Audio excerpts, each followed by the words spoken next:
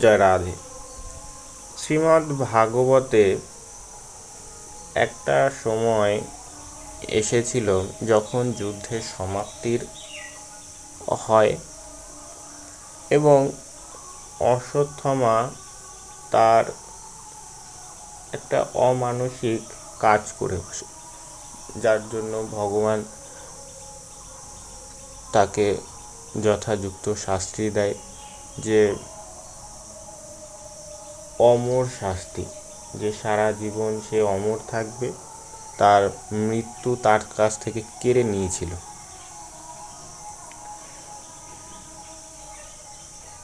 সুত বলছেন, অন্তর পাণ্ডবগণ পরলোকগত তর্পণ জল প্রাপ্তি জ্ঞানীদের তর্পণ করিবার জন্য স্ত্রীগণকে অগ্রে করিয়া শ্রীকৃষ্ণ সমভিবাহে গঙ্গা তীরে গমন করিলেন। তাহারা স্থানান্তরে যথাযোগ্য সকলের তর্পণ করিয়া বহু বিলাপান্তর বিষ্ণু পদভ্রম জানিয়া পুনরায় চলে আসলেন। শ্রী ভগবান ধৌমাদি মুনিগণ সহ সেই গঙ্গা তীরে উপবিষ্ট ভীমার্জুন সহ পুরুপতি যুধিষ্ঠির, ধৃতরাষ্ট্র পুত্র শোক সন্তপ্তা গান্ধারী, কুন্তী, দ্রৌপদী প্রভৃতি পুত্র ভ্রাতা প্রভৃতি বন্ধু বিয়োগ দুঃখ কাতর ব্যক্তিগণকে নানা যুক্তি ও দৃষ্টান্ত দ্বারা সকলের অব্যর্থ গতি সমালোচনা করিয়া সান্ত্বনা করিতে লাগিলেন।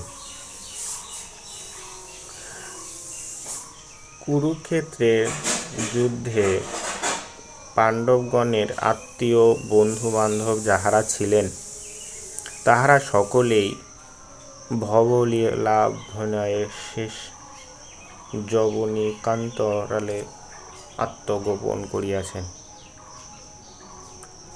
হতাবিষ্ট বংশের শেষ ভরসা জলপিণ্ডাদি প্রদানের একমাত্র আশাস্থল ও অধিকারী দ্রৌপদী গর্ভজাত 5টি পুত্র ছিল। তাহারাও অশ্বত্থামার অমানসিক নৃশংসতায় নিদ্রাবস্থাতেই মহানিদ্রায় বিস্তীর্ণ ক্রোড়ে চিরাশ্রয় গ্রহণ করিয়াছেন।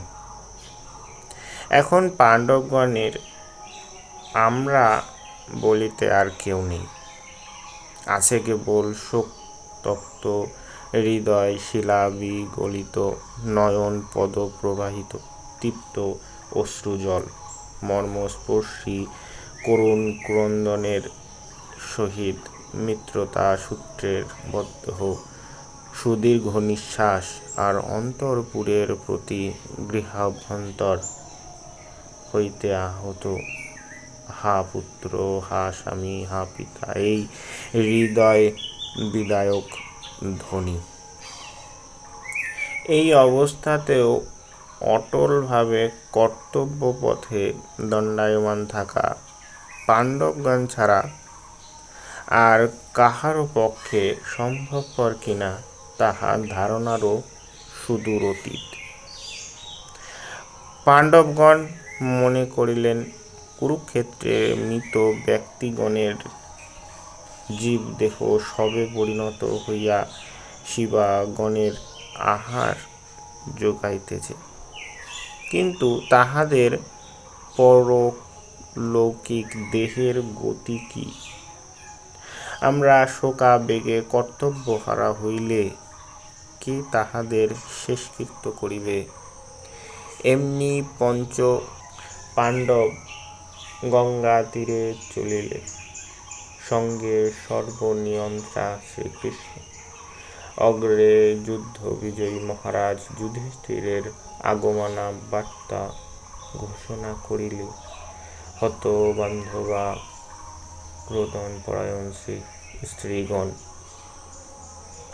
গঙ্গা তীরে গিয়া স্নানার্থে পাণ্ডবগণ মৃত ব্যক্তিদের যথাযোগ্য তর্পণাদি করিয়া হরিচরণ সরোজে পরাগ পবিত্র পরাগ সুর ধূলে পুনরাব অবগাহন করিয়া হতাশ প্রাণে তাহারাই তীরভূমিতে বসিয়া অগণিত নরনারীর কর্ম প্রবাহ বাহিনী ভব প্রবাহিনীর পরপরের কথা চিন্তা করিতে লাগিলেন। যুধিষ্ঠিরাদি পঞ্চভ্রাতা শতপুত্রহারা অন্ধ ধৃতরাষ্ট্র শতপুত্র বধূর ক্রন্দন কোলাহল ব্যাপ্তা সন্তপ্তা হৃদয়া গান্ধারী পাণ্ডব জননী কুন্তী এবং পুত্র পিতা ভ্রাতা শোকার্ত দ্রৌপদী ইহারা সকলেই আজ গঙ্গা তীরে একত্র মিলিত হইয়াছেন। শ্মশান ক্রিয়ার অন্তে যখন পরিদৃশ্যমান জগতের বৈষম্যে মোহ কাটিয়া গিয়া অজানা জগতে সাম্যের বাতাস গায়ে লাগে, শত্রু মিত্র ভাবে দূরতা থাকে না, তখন শত্রু মিত্র একাসনে এক স্থানে উপস্থিত হইয়া পূর্ব বিরোধের যথোচিত পুরস্কার পাইয়া ভবিষ্যতের সাম্য সুখের চিন্তায় নিগন্ত হয়। সকলেই অধোবদনের অশ্রু ব্যাপ্ত নয়নে দীর্ঘ চিন্তায় কালক্ষেপ করিতেছেন। এমন সময় শ্রীকৃষ্ণ নিকটে আসিলেন। ইহা দেখিয়া মনে হয় এই তাহারা আসার উপযুক্ত সময়, কেননা আগে আসিলে অভিমানের উচ্চ শিখরবাসী জীবের দৃষ্টি তাহার উপর পড়ে না। শ্রীকৃষ্ণ, ব্যাস, ধৌম প্রভৃতি ঋষিগণ সমভিবাহের সেখানে আসিয়া শোকার্ত গণকে সান্ত্বনা বাক্যে প্রবোধ দিতে লাগিলেন। মহারাজ, হে অন্ধরাজ, অলঙ্ঘনীয় নিয়তি আসনে এইভাবেই জগৎ চলিতেছে, ইহার কোনদিনই কেহ প্রতিকার করিতে সমর্থ হয় নাই। মরণশীল জীব মরিবেই, তাহাদের জন্য অনুশোচনা, হা হুতাশ প্রভৃতি যাহাই করুন, তাহা আর তাহাদের কর্ণ স্পর্শ করিবে না। যদ্গতং তৎ গতমেব। গত জীবের অনুশোচনা না করিয়া যাহারা এখনো আছে, তাদের হিত চিন্তা করাই সর্বতোভাবে কর্তব্য।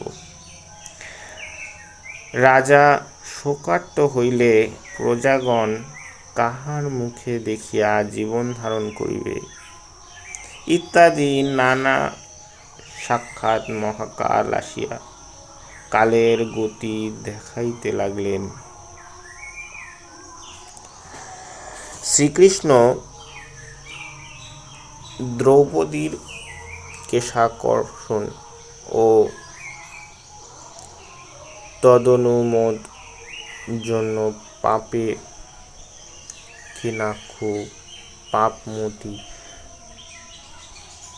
রাজাগণের বিনাশ সাধন করিয়া ছলপূর্বক আত্মসাৎকৃত সংস্কৃত যুধিষ্ঠিরের পৈতৃক রাজ্যেও যুধিষ্ঠিরকে প্রাপ্তপূর্ণ করিয়া যথাবিধি 3 বার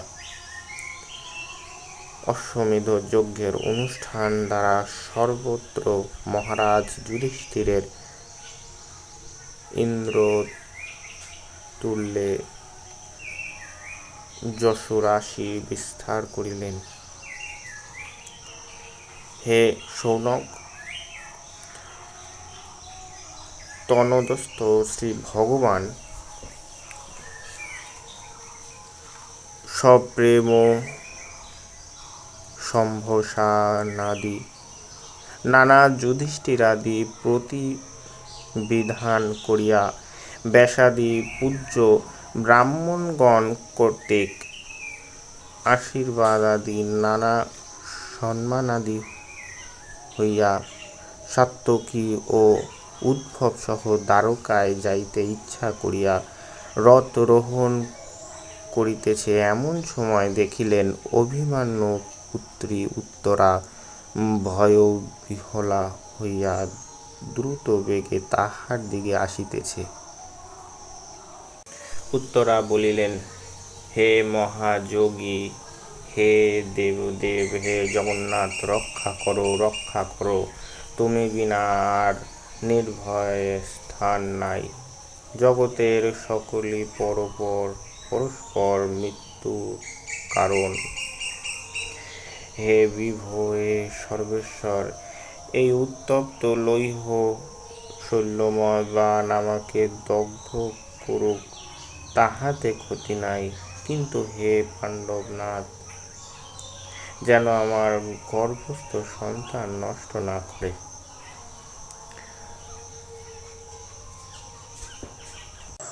জগতে দুর্ঘটনার অভাব নাই, কিন্তু তাহার প্রতিকার খুঁজিয়া পাওয়া দুষ্কর। মায়াহত জীব মায়িক জগতের সাহায্যেই সমস্ত বিপর্যয়মুক্ত হইতে চায়, কিন্তু তাহা হয় না। কেবল বিফল চেষ্টায় ক্লান্তিময় সার হয়। তাই বুদ্ধিমান ব্যক্তি বৃশ্চিক ভয়ে সাপের শরণাপন্ন না হইয়া একেবারে বিষ বৈদ্যের শরণাপন্ন হয়। তাই অভিমন্যু পুত্রী পাণ্ডব কুলবধূ উত্তরা মহাবিপদে পড়িয়া বিপদ ভঞ্জনের পদে শরণাপন্ন হইলেন, যে হলেন স্বয়ং ভগবান শ্রীকৃষ্ণ। তিনি বললেন, হে পাণ্ডবনাথ, তুমি ছাড়া আর নির্ভয় স্থান নাই। জগৎ কেবল মৃত্যুর বিনিময় স্থান। পরস্পরের মৃত্যুর হেতু, কিন্তু কেহ কাহারও মৃত্যু নিবারণের সামর্থ্য নেই। এই দেখুন, কোথা হইতে অগ্নিবৃষ্টি হইতে হইতে মহা অস্ত্র দ্রুত বেগে আমার দিকে আসিতেছে। যদিও পতিহীনা রমণীর জীবন কামনা করা সঙ্গত নহে, তথাপি হে জগৎপতে, আমার গর্ভে পাণ্ডবকুলের শেষ সম্বল একটি সন্তান আছে। তাহার জীবন কামনা করিয়া আমরা চরণে শরণাপন্ন হইলাম। আমার প্রাণ যায়, ক্ষতি নাই, আমার গর্ভস্থ সন্তানটিকে রক্ষা করুন।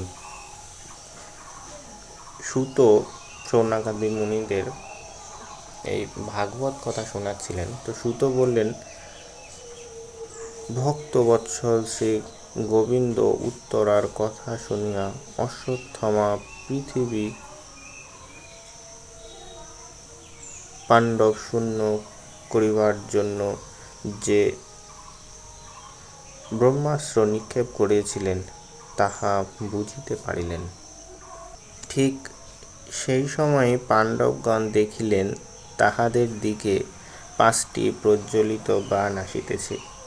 অমনি শশব্যস্তে তাহা নিবারণ করিবার জন্য পাণ্ডবগণ অস্ত্র ধারণ করিলেন। শ্রী ভগবান একান্তভাবে চরণে শরণাপন্ন পাণ্ডবগণের এই মহাবিপদ দেখিয়া তৎক্ষণাৎ সুদর্শন চক্র ধারণ করিয়া নিজ ভক্ত পাণ্ডবগণকে রক্ষা করিলেন। দেখুন, গোপনে কোনো কর্ম করিলে জগৎ তাহা না জানতে পারে, কিন্তু জগন্নাথের তাহা অজ্ঞতা থাকে না। ভগবান তা জেনেই যায়, কারণ ভগবান সর্বেশ্বর। অশ্বত্থামা গোপনে অস্ত্র ত্যাগ করিয়াছে সংকল্প পৃথিবীতে হইতে পাণ্ডব বংশের নাম লোপ করিবেন। কিন্তু কি ভ্রম! যাহারা প্রেম বলে শ্রী গোবিন্দকে বাঁধিয়া রেখেছেন, তাহাদের কি কোনো বিনষ্ট হইতে পারে? ভগবৎ ভক্তবৎসল ভগবান শ্রীকৃষ্ণ উত্তরার ভীতিপূর্ব কাতর বাক্য শুনিয়া অশ্বত্থামার গুপ্ত মন্ত্রণা বুঝিতে পারিলেন। দেখিতে দেখিতে পঞ্চ পাণ্ডবের দিকেও প্রলয়ানল উদগীয় করিতে করিতে সেই পঞ্চ বাণ আসিয়া উপস্থিত হইল। কাজেই তাহারা এই আকস্মিক দুর্ঘটনা পরিকার কল্পে নিজ নিজ অস্ত্র ধারণ করিলেন, কিন্তু পাণ্ডবনাথ হইতে নিশ্চিন্ত হইতে পারিলেন না। তিনি দেখিলেন পাণ্ডবগণের মহাবিপদ। অশ্বত্থামা যে অস্ত্র নিক্ষেপ করিয়াছে, কোনো অস্ত্রেই তাহা নিবারণ করা যায় না। এমনি তাড়াতাড়ি তিনি সুদর্শন চক্র ধারণপূর্বক অশ্বত্থামার অস্ত্র ব্যর্থ করিলেন। শ্রী ভগবান সর্বভূতে সম হইয়া ভক্ত পক্ষপাত ছাড়িতে পারেন না। এই জন্যেই তিনি ভক্তবৎসল। অভক্তের শত সহস্র প্রণামও তাহার কর্ণগোচর হয় না, কিন্তু অপ্রার্থিত অবস্থাতেও তিনি ভক্তের দুঃখমোচন ক্ষিপ্তহস্ত। পাণ্ডবগণ একান্তভাবে তাহার চরণাশ্রয় করিয়াছেন, সেজন্য তিনি ব্রাহ্মণদের ইহাও ব্রাহ্মণের ব্রহ্মাস্ত্র বাক্য করিয়া ভক্ত রক্ষা করিতে কুণ্ঠিত হইলেন না। ভক্ত নিজের দুঃখ ভগবানকে জানাইতে ইচ্ছা করে না, কিন্তু শ্রী ভগবান নিজেই অন্বেষণ করিয়া ভক্তের দুঃখ যে দূর করেন, এ লীলা তাহা বিষয়রূপে ভক্ত ব্যক্ত হইল। যোগী গণারাধ্য শ্রীকৃষ্ণ অন্তর্যামী রূপে সর্বজীবের অন্তরস্থ হইয়াছেনই, তথাপি যোগবলে তিনি শ্রীকৃষ্ণ রূপে উত্তরার গর্ভে প্রবেশ করিয়া কুরু বংশ রক্ষা করবার জন্য গর্ভদ্বার আধার করিলেন। যদিও ব্রহ্মশিরস্থ অব্যর্থ ও অনির্বাচ্য, তথাপি শ্রীকৃষ্ণ তেজে তাহা নিবারিত হইয়া গেল।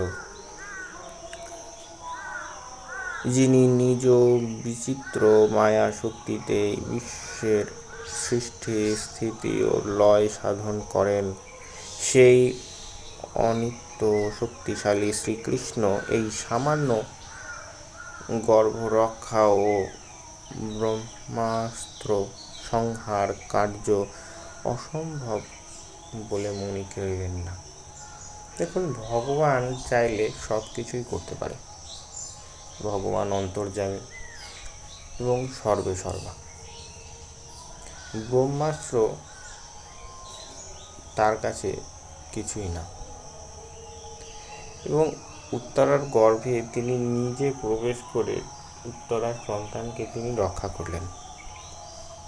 উত্তরার গর্ভ মধ্যে ভক্ত চূড়ামণি মহারাজ পরীক্ষিত আছেন। মহারাজ পরীক্ষিতের গঙ্গা তীরস্থ সভাতেই শ্রীমদ্ ভাগবত প্রকাশ হইয়াছিল। দেখুন, ভাগবত রচনারও অনেক ইতিহাস রয়েছে। ব্যাসদেব ভাগবত রচনা করেন, কিন্তু শুকদেব, যে ব্যাসদেবের পুত্র, শুকদেব তা পরীক্ষিত মহারাজকে প্রথম শোনায়। সেই সভায় যেখানে শুকদেব ব্যাস পরীক্ষিতকে ভাগবত কথা শোনায়, সেখানে সূতমুনিও ছিলেন। যে পরীক্ষিত ছাড়া আর একজন যে ভাগবতকে সম্পূর্ণভাবে শ্রবণ এবং অনুভব করতে পেরেছিল, আস্বাদন করতে পেরেছিল। সুতরাং উত্তরার গর্ভ নষ্ট হইলে আর শ্রী ভাগবত প্রকাশযোগ্য স্থান নাই। তাই উত্তরার গর্ভ রক্ষা করিবার জন্য শ্রী ভাগবত প্রতি যে ভগবান ব্যাকুল হইয়া উঠিলেন। ভক্তের বিপদে শ্রী ভগবান কিঞ্চিত পরিমাণও সময় নষ্ট করেন। তিনি সর্বভূতের হৃদয়ে অন্তর্যামী রূপে অবস্থিত, তথাপি উত্তরার গর্ভ রক্ষা করিবার জন্য শ্রীকৃষ্ণ রূপেই সেখানে প্রবেশ করিলেন। যদিও তাহার ইঙ্গিত মাত্রে অনন্ত কোটি বিশ্ব ব্রহ্মাণ্ডের সৃষ্টি, স্থিতি ও লয় সাধিত হয়, তথাপি তিনি অস্ত্র ধারণ করিয়া উত্তরা গর্ভে প্রবেশ করিলেন। ভক্ত রক্ষার জন্য শ্রী ভগবানের কি অসীম ব্যগ্রতা! তাহা সাধের পাণ্ডব কুল নির্মূল হইবে, ইহা কি প্রাণে সহ্য হয়? অশ্বত্থামা যে ব্রহ্মশির অস্ত্র নিক্ষেপ করেছিলেন, তাহা কিছুতেই নিবারণ করা যায় না সত্য, কিন্তু কৃষ্ণ তেজে ও কৃষ্ণ ইচ্ছায় তাহাও ব্যর্থ হইল। উত্তরার গর্ভস্থ সন্তান নিরাপদে রক্ষা পাইল। শ্রী ভগবানের এই সমস্ত অলৌকিক লীলা কথা শুনিয়া আশ্চর্যান্বিত হইবেন না। আশ্চর্য দিয়াই কৃষ্ণলীলা গঠিত, কেননা তাহার সকল কর্মই অনন্য সাধারণ। যাহার মায়া শক্তি নানা বিচিত্র পরিপূর্ণ, সাক্ষাৎ সেই মায়াধীশ পরম পুরুষের পরমাংশী শ্রী গোবিন্দের নানা বৈচিত্র্য থাকতে আর বিচিত্র কি? যাহার মায়া শক্তির বৃত্তি সত্তর গুণে অনন্ত ব্রহ্মাণ্ড পালন হইতেছে ও তমগুণে লয় হইতেছে, তাহার কৃপা শক্তিতে উত্তরার গর্ভ পালন ও অশ্বত্থামার অস্ত্র সংহার কার্য হইয়া কিছুই ন্যূনতর নাই। পরম বৈষ্ণবী কুন্তী দেবী ব্রহ্মাস্ত্র হইতে পরিত্রাণ পঞ্চপুত্র ও পুত্রবধূ দ্রৌপদীকে সঙ্গে লইয়া উত্তরাকে সঙ্গে লইয়া দ্বারকা গমনোত্তর শ্রীকৃষ্ণকে বলিতে লাগিলেন,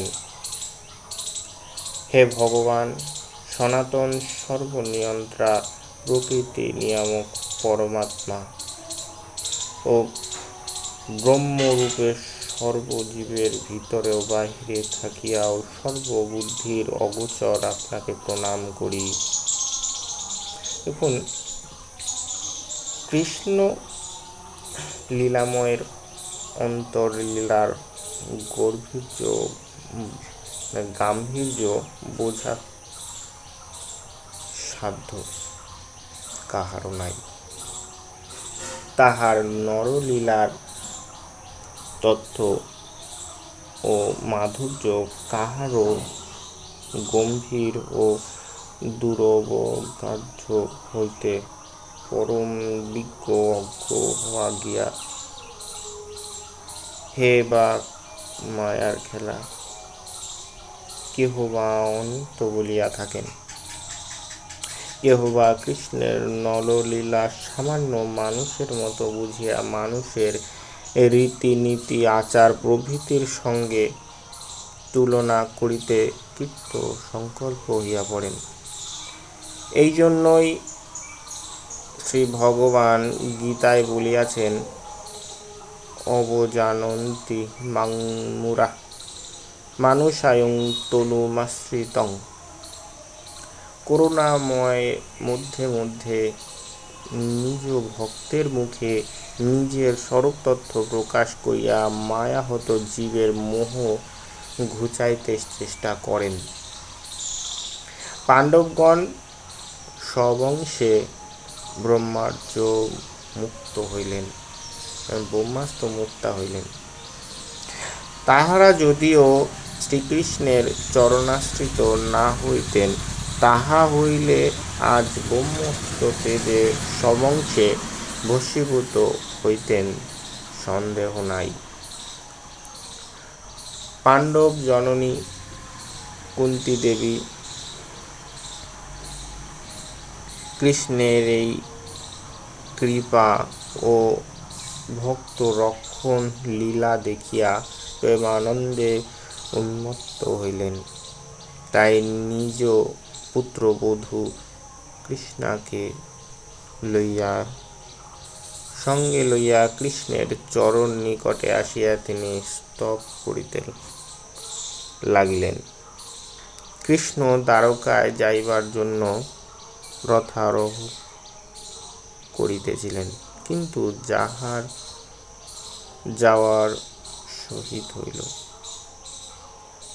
স্থগিত হইল। কুন্তী দেবীর প্রেমোচ্ছ্বাসে তিনিও মুগ্ধ হইয়া রথপার্শ্বে দাঁড়াইয়া শুনিতে লাগিলেন। কুন্তী দেবী পরিব্রতার শিরোমণি, অহল্য দ্রৌপদী কুন্তী তারা মন্দোদরী তথা এই রূপে তখন পর্যন্ত তিনি ভাগ্যবান ব্যক্তিদের পরাকালীন শরণ পথে উপনীত হন। জগৎপতি কৃষ্ণ তাহার অচলা ভক্তি, কৃষ্ণ তাহার ভ্রাতৃপুত্র। পাণ্ডব গৃহে গিয়া কৃষ্ণ পিসিমা বলিয়া আগে কুন্তী দেবীর নিকটে উপস্থিত হন। কুন্তী দেবীও আয় বাবু গোবিন্দ বলিয়া কোলে রাখেন। এতাদৃষ্ট বাৎসল্য প্রেমবতী কুন্তীও যে আজ কৃষ্ণের তথ্য মাহাত্ম্য সূচনা করিয়া স্তব করিতেছেন, ইহাতে বোঝা যায় তাহার বাৎসল্য প্রেম সিন্ধুতের মধ্যে মধ্যে ঐশ্বর্যের তরঙ্গ ওঠে। সুতরাং তাহার ঐশ্বর্য মিশ্রিত বাৎসল্যই প্রেম। ঐশ্বর্য মিশ্রিত প্রেমের সভায় এই যে কখনো বা প্রেমানুরূপ সম্বন্ধ কখনো বা ঐশ্বর্য জ্ঞানে কৃষ্ণ মাধুর্য ও কৃষ্ণ মাহাত্ম্য আস্বাদন করিয়াই ভক্তের অনন্ত বন্দনা করেন। কুন্তী দেবীর ঐশ্বর্য জ্ঞান ও বাৎসল্য প্রেম দুই সত্য, ইহা একটি অজ্ঞান কিংবা মায়া কল্পিত নহে। যাহা হোক, সম্প্রতি ঐশ্বর্য জ্ঞানে প্রবল প্রেরণায় কুন্তী দেবী তাহার ভ্রাতৃপুত্র কৃষ্ণকে বলিলেন, হে ভগবান, আপনাকে প্রণাম করি।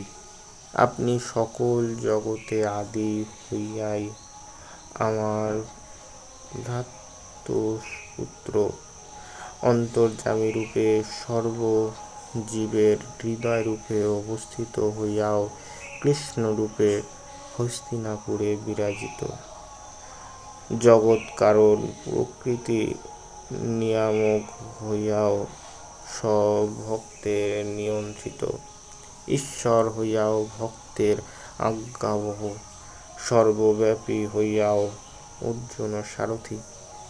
আপনি অতীন্দ্রিয় হইয়াও আমাদের নজরাগত হইয়াছেন। কুন্তী দেবীর স্তবোক্ত পুরুষ, আদ্য, ঈশ্বর প্রভৃতি শব্দটি কৃষ্ণ তত্ত্ব ও মাহাত্ম্য সূচক। কৃষ্ণের ঐশ্বর্য জ্ঞানের স্ফূর্তি হওয়ার কৃষ্ণের এই সমস্ত রূপ বিশেষণ আসিয়া তাহার বাৎসল্য প্রেমোচিত স্বরূপ আচ্ছাদন করিতেছে। ঐশ্বর্য জ্ঞানে প্রবলতায় প্রেমের এই রূপ দুর্বলতায় বজ্র পাষাণ ভিন্ন সর্বত্রই দেখা যায়। নটের অভিনয় দেখিয়া নাট্যভিসান্ন ব্যক্তি যেমন কিছুই বুঝিতে পারে না, তেমনি আপনাকে প্রত্যক্ষ দেখিয়াও জ্ঞানহীন আমি কিছুই বুঝিতে পারিতেছি না। অতএব মায়া যবকিয়ার অন্তরালবর্তী ইন্দ্রিয়গোচর সনাতন স্বরূপ আমাকে কেবলমাত্র প্রণামই করি। যদিও আপনার স্বরূপাদি সমস্তই অজ্ঞেয়, তথাপি পরমহংস মুনি ও জীবন্মুক্তগণের নিজ ভজন শিক্ষা দিবার জন্য আপনি অবতীর্ণ হইয়াছেন। স্বভাবত অল্পবুদ্ধি স্ত্রীজাতি, আপনি আমাদের তথ্য কি বুঝিবেন? দেখুন, মায়াবহ জীবের সন্দেহের অন্ত নাই।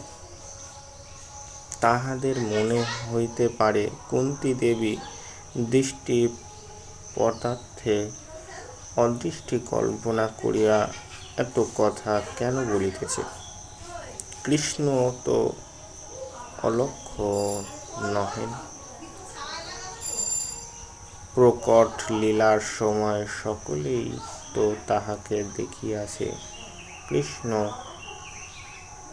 লক্ষ্য বস্তুকে অলক্ষ্য বলিয়া গভীর অজ্ঞানতার গর্তে প্রবেশ করিবার হেতু কি? এই শ্লোকটি আলোচনা করিলে এই সন্দেহের মূল্য প্রকট হইবে। কোন বস্তু নয়নগোচর হইলেই তাহা দেখা যায় না, অনুভবগোচর হইলেই তবে প্রকৃত দেখা যায়। অভিনেতা যখন অভিনয় করে তখন অনেকেই তাহা কিন্তু সকলের অনুভবগোচর নয়। যাহারা নাট্যর সভিজ্ঞ তাহারা যদি অভিনয় দেখেন, তাহা হইলে রস, ভাব তাল, নৃত্য প্রভৃতি সমস্ত অনুভব করেন। সুতরাং তাহারাই প্রকৃত দেখা হয়। কিন্তু অজ্ঞ ব্যক্তির কেবল হস্তপদ ভঙ্গি দেখা যায়, অভিনয় দেখা হয় না। কুন্তী দেবীও তাই বলিতেছেন, তিনি মূঢ়মতী, তিনি আপনাকে প্রত্যক্ষ দেখিয়াও অনুভব করিতে পারেনি। আপনি অন্তর্যামিরূপে অশ্বত্থামার অন্তরে থাকিয়া তাহাকে দিয়া ব্রহ্মাস্ত্র নিক্ষেপ করিয়া আবার কৃষ্ণরূপে এই অস্ত্র নিবারণ করিলেন।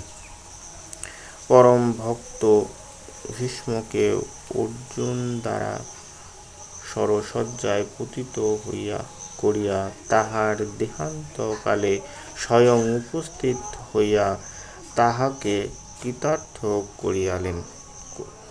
আপনি যদি প্রিয় ভগিনী সুভদ্রা ও প্রিয় সখী দ্রৌপদীর পুত্রগণকে বিনাশ করিয়াই আবার নিজেই তাহাদের সহস্র মার্জনা করিতেছেন,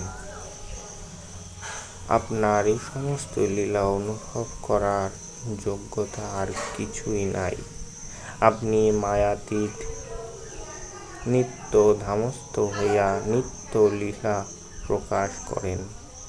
মায়া জগতে থাকিয়া মায়িক বুদ্ধিতে প্রকৃতি ইন্দ্রিয়গণের অগোচর বস্তু আমি কেবল করিয়া অনুভব করি।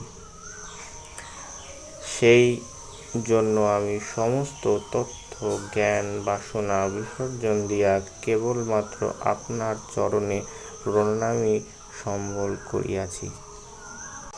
সেই জন্য সমস্ত তথ্য জ্ঞান বাসনা বিসর্জন দিয়া কেবল আপনার চরণে প্রণামী সম্বল করিয়াছি। আপনি নানা লীলারস রচনা করিয়া আত্ম ও অনাত্ম এই বিবিধ পার্থক্যের ভেদ গ্রহণে সমর্থক। সরমলি চিত্র পরমহংসগণের হৃদয়ে ভক্তি-বাসনার বীজ রোপণ করিবার জন্য জগতে অবতীর্ণ হইয়াছেন। আমি স্ত্রীজাতি স্বভাবত বুদ্ধি ও বিবেকহীন, আমি তাহা কেবল করিয়া বুঝিব। আপনার এই নিরুগুণ ভাবা গভীর করুণায় অভিনয় দেখিয়া আমার মত অজ্ঞ ব্যক্তির তাহা ধারণ করা ধারণাতীত। অতএব হে ভগবান, আমি পুনঃ পুনঃ আপনার চরণে প্রণাম করি। যে জন্মে জন্মে আমার এই অধিকার অক্ষুণ্ণ থাকে, ইহার পর আমার আর কিছু বাসনা নাই। কৃষ্ণ নামক নরাকৃতি পরব্রহ্ম, বাসুদেব নন্দন দেবকী পুত্র ও নন্দকুলের শ্রীগোবিন্দকে প্রণাম করি। পদ্মনাভা কমলাধারী, কমল নয়ন কমল চরণ, আপনাকে প্রণাম করি। জয় রাধে। এবং ভাগবতের কোনো অন্ত নেই। ভাগবতের যে ভক্তের যেমনভাবে ব্যাখ্যা করে তা শ্রুতিগোচর। জয় রাধে। পরের শ্লোকে আমরা আরও গভীরভাবে ব্যাখ্যা করব। নিতাই গৌর হরি বল হরি।